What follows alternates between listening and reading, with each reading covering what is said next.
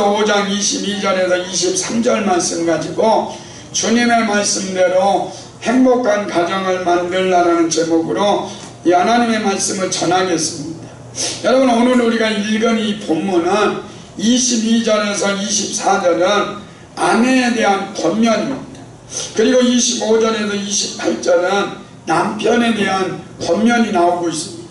그러니까 왜 하나님께서 아내에 대한 권면을 먼저 내세웁니까? 그 가정에서 아내가 중요한 거예요. 그래서 아내가 잘하면 행복한 가정이 될 수도 있고, 아내가 잘못하면 불행한 가정이 될 수도 있다, 이렇게 말합니다. 그러니까 행복한 가정에는 누가 있느냐? 현숙한 여인이 있는 거예요. 진주보다 더 귀한 여인이 있는 거예요. 제가 볼 때는 우리 교회 모든 성도들, 여자들이 보니까 현숙한 여인, 진주보다 더 귀한 여인들 앞에서 제가 설교한다는 게 너무 감사합니다. 여러분, 저는 이 두 여자를 한번 이야기합니다. 여러분, 욥은 동방의 의인이었습니다. 욥만큼 부자가 없었다, 이렇게. 그리고 10명의 자녀가 있었습니다. 그리고 욥은 정말로 믿음도 좋았고, 그래서 하나님 앞에 귀하게 쓰임받는 그런 사람이 욥이었습니다. 그런데 이 욥이 어느 날 갑자기 재산을 다 잃어버립니다. 10명의 자녀도 죽습니다. 그리고 욥은 이 피부병에 걸려가지고 질그릇으로 몸을 긁고 있는 정말로 힘든 상황입니다. 그러면 여러분, 남편이 이렇게 힘들면 아내가 와서 그 아내가 그 남편을 껴안으면서 여보 얼마나 힘들어, 내가 위로해 줄게, 그리고 안아주고 사랑해 줘야죠. 그런데 이 욥의 아내가 뭐라고 합니까? 욥 보고 하나님을 욕하고 죽으라, 그리고 그 고통스러운 욥을 버리고 떠나자. 그러니까 여러분, 이런 욥과 같은 아내가 돼서는 안 돼요. 그런데 여러분, 노란 손수건이라는 얘기에 보면 이런 얘기가 나옵니다. 남편이 감옥에 수년간 남편이 감옥에 갇혀 있습니다. 그러다가 이제 남편이 시간이 돼가지고 감옥에서 출소를 합니다. 그러니까 이 출소를 하니까 이 남편이 아내에게 편지를 씁니다. 여보, 내가 그동안 감옥에 있으면서 내가 많은 반성을 했고, 그리고 내가 감옥에 있으면서 당신을 너무나 사랑하는 것을 느꼈습니다. 그런데 내가 잘못해가지고 감옥에 들어와서 당신 혼자 고생했으니까 제가 출소하는 날, 그리고 제가 버스를 타고 가면 마을 입구에 큰 나무가, 참나무가 있는데 나를 용서하고 나를 사랑한다면 그 참나무에 노란 손수건을 걸어주세요.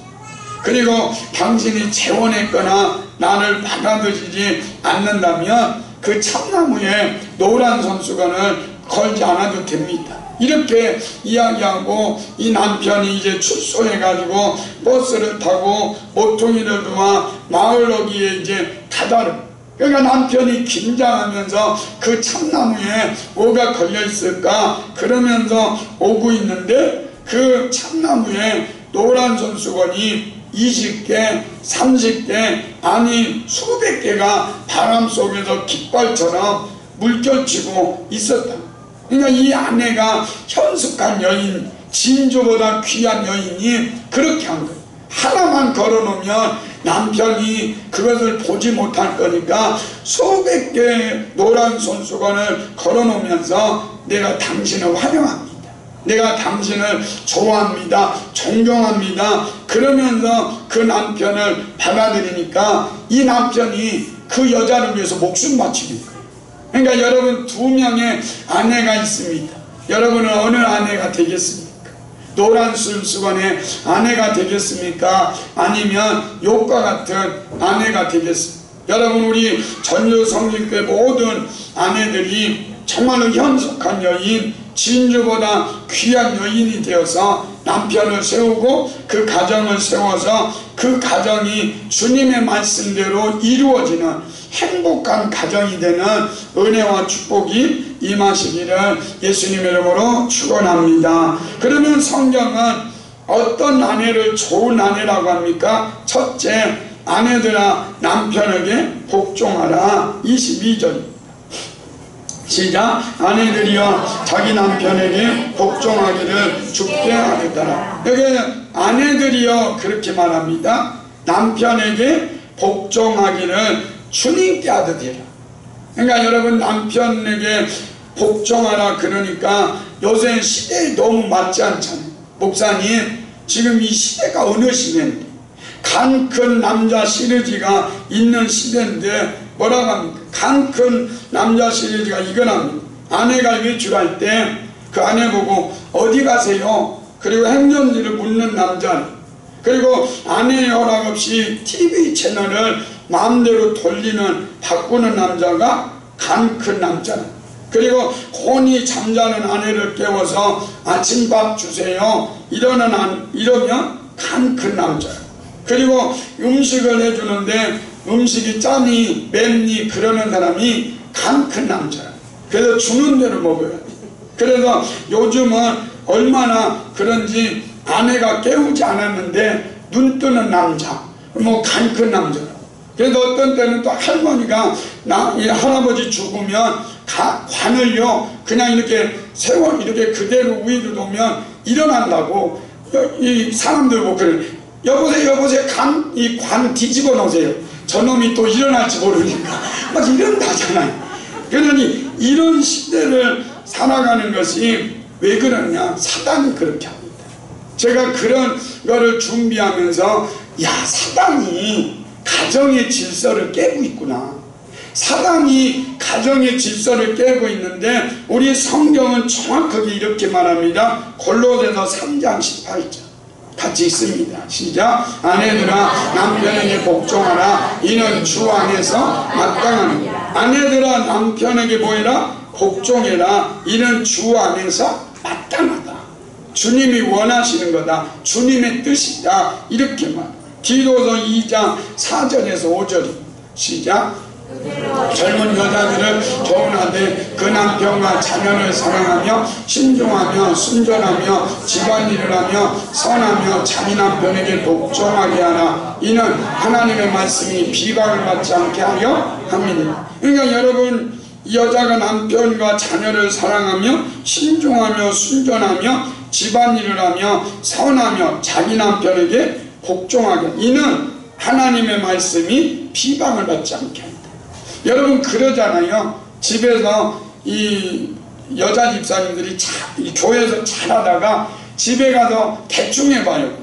그러면서 막 사람들이 그래, 봐봐 성경에는 남편에게 복종하라고 하는데 왜 너 대들어 막 이러고 이야기할 때 보면 하나님의 말씀이 비방을 받아요.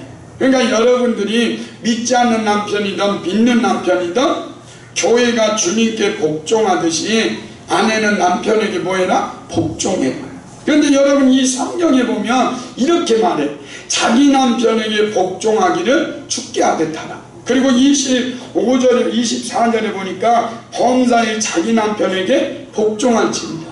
여러분 성경에서 다른 남자까지 복종해라 그러면 여러분 얼마나 힘들겠어. 그러니까 이 남자도 복종하고 저 남자도 복종하고 그럼 너무 힘드니까 하나님이 어련히 알아서 자기 남편에게만 복종하래요. 그러니까 이게 감사야. 다른 남자 수백 명에게 복종해라 그러면 얼마나 힘들겠어요. 그러니까 여러분 아내들에게 말합니다. 자기 남편에게 복종하기를 주께 하듯하라 이렇게 말씀합니다. 그러니까 여러분 우리가 이 복종이라는 말은 너무 굴욕적으로 생각해요. 그러니까 여러분 남편에게 복종하면 내가 남편만 종이 되고 남편이 노예가 되는 것이라고 생각하는데 그렇지 않다는 거예요. 복종하고 순종할 때 여러분이 더 높여지고 여러분이 더 존귀해지는 은혜가 있다.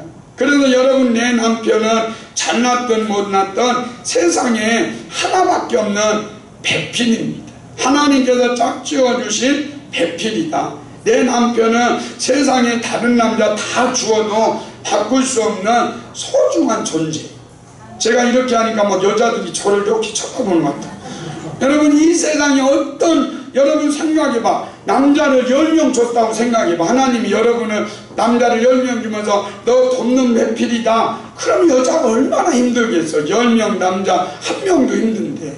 한 명도 제 원수 이러는데 막 10명 주면 힘드니까 하나님이 몇 명 줬어요? 하나 주고 그리고 자기 남편에게 복종해. 23절을 한번 읽겠습니다. 시작. 이는 남편이 아내의 머리됨이 그리스도께서 교회의 머리됨과 같음이니 그가 바로 몸의 구주시다. 그러니까 교회의 머리됨과 같이 남편도 아내의 머리 된다 이렇게 말해요. 그러니까 여러분 우리는 이 말을 잘 이해해요. 사도 바울은 하나님의 창조 질서에 따라서 아내들이여 자기 남편에게 복종하기를 죽게 한다는 말하면서 아내가 서야 할 위치를 분명하게 이야기하고 있습니다. 아내는 남편에게 복종하는 위치에 서 있어야 합니다. 복종하는 아내가 남편을 건강하게 만들고 남편을 존중하는 것. 남편에게 복종하는 아내가 결국 가정을 건강하게 하고 행복하게 한다. 그러니까 여러분 하나님의 창조 질서에서 아내의 위치는 뭡니까? 돕는 배필이다. 여러분 창세기 2장에 보면 하나님께서 아담 혼자 있는 것을 보시고 좋지 않게 여기셨습니다. 혼자서 세상을 살아가는 것에 무언가 모자람이 있기 때문입니다. 그래서 돕는 배필로 하와를 주셨습니다. 그런데 돕는 배필이라는 말은 지배자를 말하는 것도 아니고 노예를 말하는 것도 아닙니다. 남편을 도와야 할 배필로서의 아내는 남편과 동등한 위치에 있다는 거예요. 그러니까 이 돕는 배필이라는 말은 돕는다는 말은 이 보니까 에제르 이 말은 하나님께서 인간을 도우신다고 할 때 쓰이는 말이에요. 그러니까 하나님께서 인간을 도우실 때 어떤 말을 쓰느냐? 에제르. 그러니까 여러분 돕는 배필이 뭐냐? 아내가 남편을 돕는 배필이라면 하나님께서 남편을 도우시는 것처럼 하나님의 마음으로 남편을 도와주는 거예요. 이게 뭐냐? 에제르예요. 그러니까 여러분을 돕는 배필로 하나님께서 남편을 주었는데 그 남편을 어떻게 하느냐? 하나님께서 그 남편을 돕는 것처럼 도와주는 것처럼 그처럼 아내가 남편을 도와주는 건 이게 뭐냐? 에제르, 돕는 배필이야. 이게 중요한 거예요. 그래서 여러분 우리 이 남편을 돕는 일에 있어서 하나님의 대리인과 같다. 하나님께서 남편을 돕도록 하기 위해서 아내를 돕는 배필로 주었다 이렇게만. 그래서 여러분이 기분 나쁘건 기분 나쁘지 않건 여러분 남편에 대해서 어떻게 해야 돼? 하나님께서 그 남편을 도와주듯이 도와줍니다. 남편이 여러분을 막 힘들게 하고 어떤 데는 막 어렵게 해도 여러분은 화내면 안 돼. 왜요? 죽게 하도 돼야 합니다. 제가 김숙자 권사님 그 어머님이 아파서 이제 신방을 같이 가다가 이제 남편 이야기를 조금 했어요. 그랬더니 옛날에는 순종을 잘했대요. 그런데 지금은 이제 순종 안 하려고 그러는 것 같아요. 그래서 앞으로 더 순종해서 더 순종해라고 제가 막 얘기했어요. 여러분 우리 남편을 어떻게 순종해라? 하나님께서 남편을 도우시는 것처럼. 그래서 남편에게 욕하면 안 돼요. 어떤 사람 막 전화하는데 보니까 남편 막 야! 막 이러더라고. 그래서 내가 화장실에 들으면서 막 지금 나가야 되나 말아야 되나 막 이렇게 막 헤매고 있어요. 여러분 남편은 어떻게 하라고요? 하나님 대하듯이 죽게 대하듯이 그렇게 하는 것이 배필. 그러면 남편은 어떻게 합니까? 남편도 동일한 아내를 하나님이 도우시는 것처럼 같이 그 남편은 아내를 사랑합니다. 그러니까 이것이 우리 돕는 배필이다. 그러니까 여러분 탈무드에 보면 시집가는 딸에게 현명한 어머니가 이렇게 충고해 줍니다. 사랑하는 딸아, 내가 만일 내 남편을 왕처럼 받든다면 내 남편은 너를 여왕처럼 모실 것이다. 그러나 너의 행동거지가 하녀 같으면 남편은 너를 하녀처럼 대할 것이다. 만일 네가 너무 자존심을 내세워 남편에게 봉사하기를 꺼려한다면 남편은 이 힘으로 너를 하녀로 만들 것이다. 그러니까 여러분 이 아내들이 굉장히 중요한 거예요. 여왕 대접받고 싶습니까? 그렇다면 남편을 죽게 하든다는 거예요. 정말로 하나님 앞에 귀하게 쓰임받고 싶습니까? 그렇다면 죽게 하듯 24절을 보십시오. 시작. 그러므로 교회가 그리스도에게 하듯 아내들과 범사에 자기 남편에게 복종하지. 범사에 자기 남편에게 복종할지라. 그러니까 교회의 머리 대신 그리스도께 우리가 순종할 때, 제가 그래요. 여러분, 이 교회의 머리는 누굽니까? 예수님이에요. 그런데 제가 예수님께 순종할 때 억지로 순종하는 게 아니에요. 기쁘고 행복해요. 저는 이 교회에 섬기고 우리 성도들을 섬기는데 너무 행복해, 너무 감사해, 너무 즐거워요. 그거와 똑같다라는 거예요. 여러분이 남편의 머리가 되는 그 남편에게 여러분이 기쁨으로, 행복함으로, 감사함으로 순종할 때, 그때 여러분은 어떤 여인이 되냐? 현숙한 여인이 되고 진주보다 더 귀한 여인이 돼요. 여러분, 여기다 진주 목걸이 거는 것보다 여러분이 남편에게 순종하고 기뻐하고 그 남편을 하나님이 하듯 대하고 하나님께서 그 남편을 하듯이 도와주시지, 내가 도와줄 때 여러분의 몸이 진주보다 귀한 여인이 되고 현숙한 여인이 된다. 이렇게. 여러분, 다윗은 사울의 왕의 딸 미갈과 결혼을 해서 가정을 이룹니다. 그런데 어느 날 다윗 왕이 법궤가 예루살렘으로 들어올 때 너무 기쁘잖아요. 그러니까 다윗이 너무 기뻐하고 막 춤추는데 바지가 내려온 줄도 모르고 춤을 춥니다. 그러면 이런 모습을 지켜보고 있던 아내가 사무엘하 6장 16절에 이렇게 말합니다.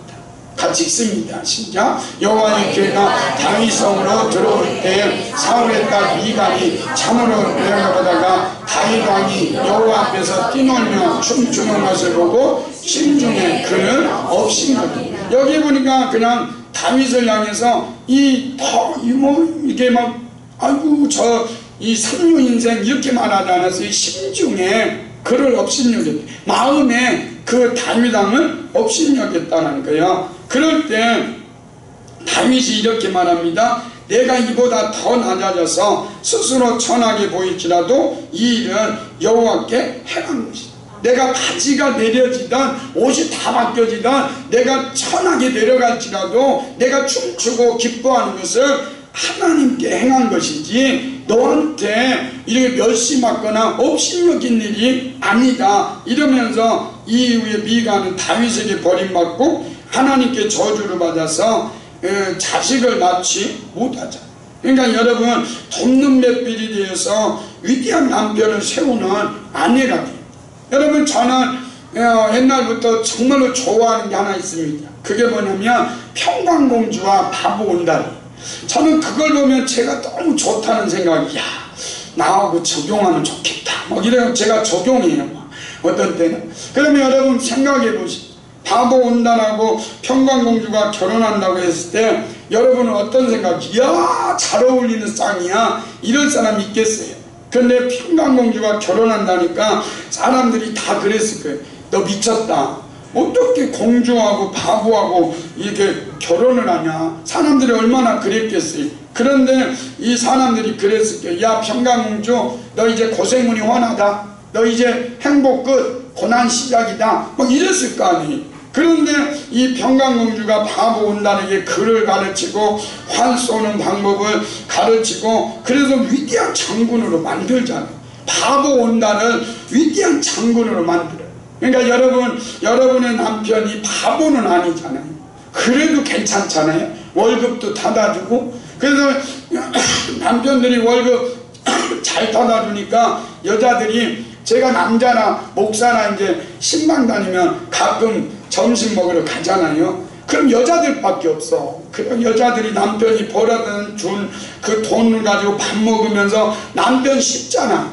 나는 그거 안 씹었으면 좋겠어. 남편이 벌어다 준 돈으로 밥 먹으면서 남편 씹지 말고 남편을 좀 높이고 이래야 되죠. 여러분, 우리가 이 땅에 살아가면서 바보 온다를 정말로 이 장군으로 만드는 그런 평강공주, 정말 위대한 인물이 되죠. 베드로전서 3장 1절입니다.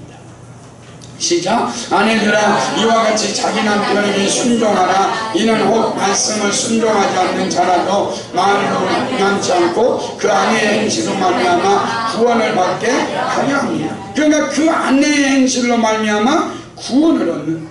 믿지 않는 남편이 있는데 그 아내가 행실을 잘함으로 말미암아 그것 때문에 남편이 구원받게 하는 그런 일이 벌어집니다. 여러분, 불신 남편의 눈에는 하나님이 안 보여요. 그러니까 불신 남편의 눈에는 누가 보이느냐? 아내가 보이는 거예요.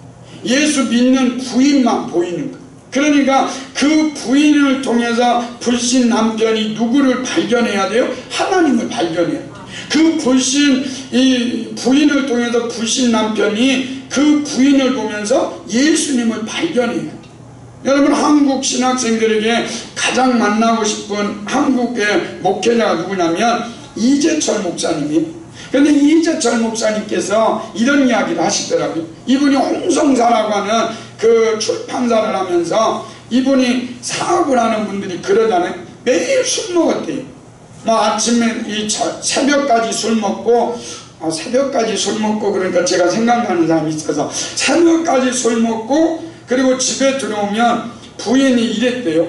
늘 온유한 심령으로 안정된 심령으로 따뜻하게 남편을 맞이했대요. 그러니까 이분이 조금씩 야 이게 뭐야? 그랬대요. 그런데 이분이 이 여자가 몇 년을 그러대요. 화 한 번 안 되고 온유한 심령으로 예쁘게 화장해가지고 그 남편을 이렇게 드리고 화도 내지 않고 소리 지르지도 않고 이러더래요. 어느 날 새벽에 막 술에 취해서 문도 들어오지 못하고 있는데 부인이 여전히 같은 모습 온유하게 남편을 대해줬대요. 그러면 이재철 목사님이 그날 아침에 그 새벽에 술 먹고 와가지고 그 부인 속에 있는 예수님을 발견한 거예요. 그리고 그가 무릎을 꿇고 회개하고 예수님을 믿게 되고 지금 한국교회 정말 위대한 그런 목사님이 되어 있습니다. 베드로전서 3장 6절입니다. 같이 있습니다. 시작. 사라가 아브라함을 주라 칭하여 순종한 것 같이. 그러니까 아브라함의 아내 사라는 남편 아내 아브라함을 뭐라고 하니까 주라고 칭하죠. 그러니까 하나님께서 아브라함을 그 다음에 축복하실 때 보니까 열국의 아비가 돼요. 그런데 하나님께서 그 사라를 그냥 둔 게 아니라 사라는 또 어떤 사람이 돼요? 열국의 어미가 되는 축복을 하나님이 주시는 거예요. 그러니까 여러분의 남편을 어떻게나 돕는 몇 분이다. 하나님이 그 남편을 도와주듯이 여러분의 남편을 도와주십시오. 그리고 남편을 죽게 하듯 복종하는데 죽게 하듯 함으로 남편도 높아지고 아내들도 높아지는 행복한 가정이 되시기를 예수님 이름으로 축원합니다. 이제 마지막 두 번째로 남편들아 주님이 교회를 사랑하듯 아내를 사랑하라. 그러니까 우리 성경은 남편들에게 어려워요. 더 남편이. 여러분, 아내는 그냥 남편에게 죽게 하듯 하고 복종하면 되는데 이 남편은 어떻게 하느냐? 아내를 하나님이 교회를 사랑하듯이 남편들도 아내를 사랑하는. 그러니까 여러분, 남편을 하나님께서 우리를 사랑할 때 어떻게 무조건적인 아가페 사랑. 그러니까 십자가에 죽기까지 우리를 사랑하셨어요. 그러니까 여러분 남편들은 그 아내를 어떻게 하죠? 주님이 십자가에 못 박혀 죽으시고 우리를 사랑하신 것처럼 여러분은 아내를 그렇게 사랑해요. 그러니까 제가 이 설교를 준비하면서 제가 저는 그런 걸 그렇게 잘 못하니까 이 설교를 해야 돼 말아야 돼 이러지만 해야 하잖아요. 하고 나서 이제 그 다음부터 제가 주님이 나를 사랑하는 사랑해야겠다 이러면서 준비하잖아요. 그러니까 여러분, 우리는 이런 남편이 아내를 사랑하는데 주님이 교회를 사랑하듯이 사랑합니다. 여러분, 이런 이야기가 있어요. 집에 불이 났을 때 여자가 불이 난 집으로 들어가서 가장 먼저 구해오는 게 뭐냐면 아이들이라. 모성애가 발달해갖고 여자는 딱 들어가면 이 아이들을 구해온대요. 그런데 여러분, 또 이제 불길 속에서 여유가 생기면 이제 이 여자가 지갑도 건져오고 그리고 가구도 건져오고 그리고 나서 제일 나중에 그래도 힘이 남아있으면 그래도 힘이 조금이라도 남아있으면 그때 남편 구원하면 돼. 그러니까 여러분 이게 만들어낸 이야기지만 여러분 설령 아내들이 그래도 남편들은요 가장 먼저 누구를 구해야 돼요? 아내를 구해야 해요. 아이들은 다 소용없어. 그러니까 막 불이 났다. 그런데 불이 났으면 이제부터 막 가가지고 남편이 이 아내를 먼저 구해와라. 이게 뭐냐? 주님이 교회를 사랑하듯이 사랑하는 거다. 이렇게. 그래서 남편들아 정말로 주님을 사랑할 때 어떻게 사랑해나? 주님이 교회를 사랑하듯이 사랑해요. 여러분 지금 한국이 모텔이 러브 호텔이 제일 많답니다. 그리고 이혼율도 1위랍니다. 그러니까 여러분 또 요새 막 나온 게 뭐래? 조론이 막 나오고, 그리고 요새는 혼자 사는 게 좋다. 그래서 혼밥, 혼조 이런 것들이 나오고 있는 이런 시대에 왜 그렇겠습니까? 사단이 하는 거예요. 여러분 우리나라가 이제 인구 절벽이 생기면 경제 이런 것들이 무너지잖아요. 앞으로 20년 정도 되면 혼조, 그리고 또 이제 혼밥조, 그리고 혼자 사는 사람, 이런 사람들이 너무 많아가지고, 그리고 또 아기를 낳지 않으니까 가정이 깨지고 있잖아요. 그런데 이게 다 누가 하는 거냐? 사단이 하고 있다는 거예요. 여러분 사단이 지금 가정을 깨고 있고, 그래서 세상에 그런 인구 절벽을 만들어가고 있는 거예요. 그런데 성경에서는 그렇게 말해요. 남자들 보고 너 아내를 사랑하는데 그리스도가 교회를 사랑한 것 같이 사랑하라는 거예요. 여러분 지금 세상 사람들이 남편하고 아내하고요 집안에 그런다잖아요. 너는 너고 나는 나요. 그래서 따로 살아요. 그래서 이제 자녀가 있으니까 이혼을 못하니까, 그래서 뭐 세컨, 뭐 너는 다른 남자, 너는 다른 여자, 그래가지고 살고 있잖아요. 여러분 이런 것이 다 누가 그러느냐? 사단이 그래요. 정말로 나는 오직 내 아내밖에 없습니다. 요새 우리 김지환 우리 성도님을 보면서 그러는 것 같아요. 주의할 때도 부인만 보는 것 같아요. 부인. 설교할 때도 가끔 부인 확인하고 막 이러는 것 같아. 그리고 가방 들고 다니고 뭐 다 해. 오직 해바라기더만. 그런데 이 사랑이 끝까지 가야 돼. 언제까지? 죽을 때까지.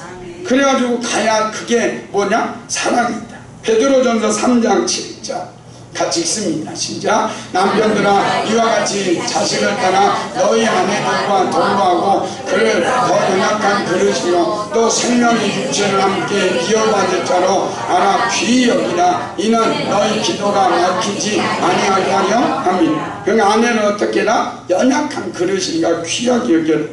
여러분 미국에서 베스트셀러가 된 세상 끝날까지라는 그 책에 이런 내용이 있어요. 아내가 퍼킨슨병으로 말도 못하고 움직이지도 못합니다. 그러니까 아내가 건강했는데 어느 날 퍼킨슨병이 왔어요. 그러니까 여러분이 이 남편이 그 아내를 얼마나 간호하냐면 13년 동안 간호합니다. 그러니까 말도 못하고 움직이지도 못하는 그 아내를 13년 동안 옆에서 위로해주고 격려해주고 기도해주고. 여러분 우리는 이러잖아요. 야 나는 10년 했어. 그러니까 나는 할 만큼 했어. 그리고 막 가잖아요. 그런데 이분이 13년 동안 그 아내를 사랑하고 기도해주고, 그래서 그 아내가 정상으로 돌아오는 기적이 경험됩니다. 여러분 우리는 이 땅에 살아가면서 나는 아내를 충분히 사랑했다 이렇게 말할 수 있는 사람 아무도 없어요. 여러분 우리가 아무리 사랑을 해도, 아무리 남편에게 잘해도, 남편이 아내를 아무리 잘해도 나는 아내를 충분히 사랑했다라고 말할 수 없다. 그러니까 여러분 우리가 이 땅에 살아가면서 사단이 가정을 깨고 있고 이혼하게 만들고 그런 시대를 살아갑니다. 그런데 주님께서 말합니다. 너희들은 하나님의 말씀대로 살아라. 하나님의 말씀대로 살아라. 저는 이 설교를 준비하면서 에베소서를 계속 하니까 이 설교를 하지만 마음이 너무 아파. 아내가 없어서, 남편이 없어 이렇게 지금 믿음 생활하는 분들 제가 이름을 적으면서 마음이 아파. 그러나 하나님께서 동일한 은혜를 주실 줄 믿습니다. 동일한 축복을 주실 줄 믿습니다. 그래서 오늘 여러분의 가정이 정말로 하나님이 원하시는 행복한 가정. 사단이 지금 세상을 깨지고 있고 어렵게 만들고 있지만 이 가정이 붕괴되지 않고 정말 하나님께 영광입니다. 저는 먼저 주에 그런 마음이 들어요. 제가 우리 유지연 집사님 우리 교회 온 지 이렇게 얼마 안 됐잖아요. 근데 유지연 집사님이 남편이 조금 이제 이렇게 지금 힘든 가정이 있어가지고 마음이 너무 힘들고 어렵더라고요. 그 남편이 미운 거예요. 그래서 화도 내고 그랬어요. 그런데 성령님께서 유지연 집사님을 얼마나 많이 만져줬는지 성령님이 임하니까 몸이 막 움직이는 거예요. 그래서 네일 아트 거기에서 하면서도 성령님 임해주세요. 그럼 막 손이 움직이고 목이 막 움직이고 사람들이 미쳤다고 할 거 아니에요. 그런데 그러면서 성령님이 자기를 만지는 것을 보면서 하나님의 위로가 있고 그러니까 남편을 더 사랑하게 돼요. 여러분 우리는 이 땅에 살아가면서 아내가 남편에게 죽게 하다는 것, 남편이 아내를 정말로 그리스도가 교회를 사랑하는 것 같이 사랑하는 거 할 수 없습니다. 성령님이 임하셔서 그렇게 사랑하게 하시고 그렇게 복종하게 하셔서 여러분의 가정이 천국의 모형 같은 행복한 가정이 되는 은혜와 축복이 임하시기를 예수님 이름으로 축원합니다. 마음이 상한 자를 우리 찬양하겠습니다.